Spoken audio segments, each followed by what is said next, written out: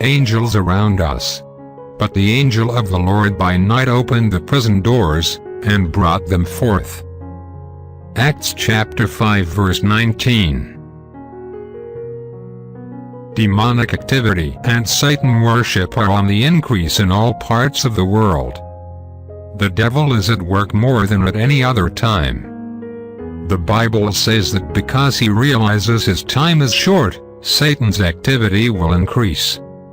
But his evil activities are countered for the people of God by his ministering spirits, the holy ones of the angelic order.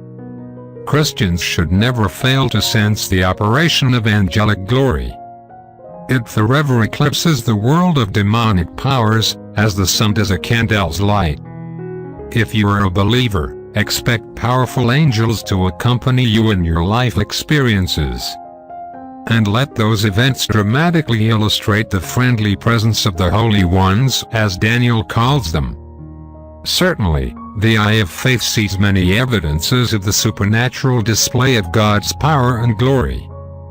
God is still in business. Prayer for the day.